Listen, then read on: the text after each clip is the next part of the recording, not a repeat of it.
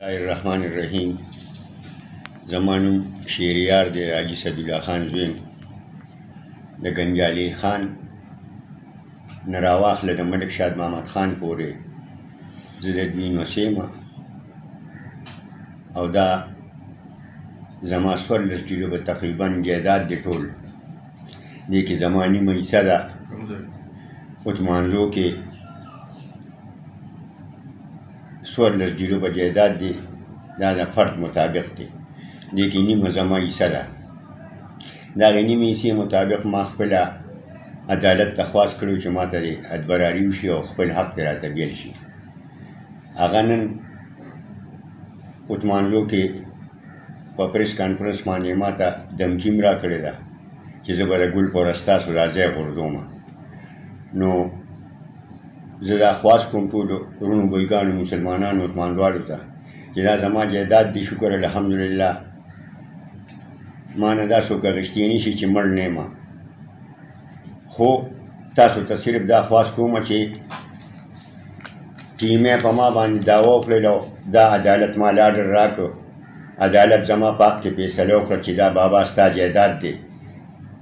د دوی درخواست یې خارج کړ د دې نه پس اوس دوی تللي دي هائی کورټ ته هائی کورټ کې دوی لګیا دي تاریخ زمونږ پیله مقرر شوی دی خو صرف دوی له تاریخ ورکړی دی له امال یې نه دی راکړی نو دا په عدالت کې روانه ده او دا ما سره د خپل جایداد د سټی آرډر عدالت ما له راکړی دی زه ډېر خوشحاله یم شکر الحمدلله چې ما سره د 400 انتظامیې حق کړی دی زه بیا هم ډېر خوشحاله یم د دوی په دې حق باندې چې دوی ما سره حق کړی دی ځکه چې دا زما دا کیس ته دی 400 یو ډېر اوچت کیس دی جی زه دا خواست کوم چې دا ټول انتظامیې زما سره حق کړی دی د عدالتونو ما سره حق وکړو نو دا زما حق دی ځکه ما سره عدالت حق وکړ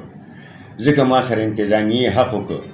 ځکه یې ما له خپل جایداد زما ملګرتیا وکړل زه ډېر خوشحاله یم شکر الحمدلله خو زه دوی ته بیا هم یم چې ما سره شته دی د ګل په ورځ تاسو یا ټیمې ما پسې بدماشان راولي او وایي چې زه دا دیوال غورځوم نو دا د ټولو مسلمانانو عثمانوالو ته یم چې ما سره شته دی زما دیوال له څوک هم شکر الحمدلله ګوتې نه شي وروړی را چا چې ویلي په پریس کانفرنس باندې او دمکی راکړي دوی نه دیوال له راتلی شي دا شکر الحمدلله دوی وایي چې زه عدالت هم نه منم او زه حکومت هم نه منم نو دا خو د دنیا لار ده موږ به ټول یو ځای یو بل سره کینو زه دوی ته وایم چې یاره تاسو ته عدالت ووایي چې تاسو یو پروف راوړئ چې دوی یو انچ پروف پیش نه کړ چې یاره دلته زمونږ یو انچ ځمکه شته زما په جایداد په دې 14 جریبه کې دا زما 561 نمبر خسره ده دا ټوله زما د پلار په نوم ده دا 561 نمبر خسره کې ما سره صرف دا تقریبا 15 کنال دي که څو دا ما قبضه کړي دي ما سره دي پخوانه را روانه ده خو دا نور رانه دوی چې په زور نیولې ده 14 جریبه ده نو ما درخواست ورکړی چې ما ته خپله ځمکه بیله کړي شي که د دوی پکې وي بس دوی خپله ځان ته بیله کړي زما حق خو ما چاته نه بخلی دی نه ما چاله ورکړي نه زما پلار بخلی دی نه زما نیکه بخلی دی نه زما نیکه ملک شاد محمد خان بخلی دی نو زه خواست کوم ټولو ورونو بویګانو ته چې تاسو که زما دیوال له راځئ یا زما کور غورځوئ عثمانلو کې نو دا به ستاسو ډېره غلطي وي ولې چې ما سره عدالت شته ده ما سره عدالت حق راکړی دی دا زما حق دی چې زه په خپل جایداد باندې یا په دغه باندې عدالت ته لاړ شم یا دعوه وکړم نه شکر الحمدلله ما له عدالتونو ټولو راکړي دي دا زما حق دی تاسو بېشکه راتلی شئ د ګل په ورځ که تاسو سره یو کاغذ وي نو راشئ د ګل په ورځ بیا زه د 400 د ډي سي صاحب په لاس تاسو له د خدای په نامه درکړم چې تاسو سره کاغذ وي که تاسو سره کاغذ نه وي نو هسې فضول پردي دیوالونه یا فضول پردي ګیټونه غورځول دا دمکی ورکول یا دا بته غوښتل دا تاسو ما ته مه کوئ ځکه چې زه د بتې نه هم نه یارېږم ستاسو چې یاره تاسو به ما نه بته والې زه داسې سا خوادې خو انسان نه شکر الحمدلله زما خاندان دا د ډېر عزت خاندان دی په 400 کې یاد خاندان دی زما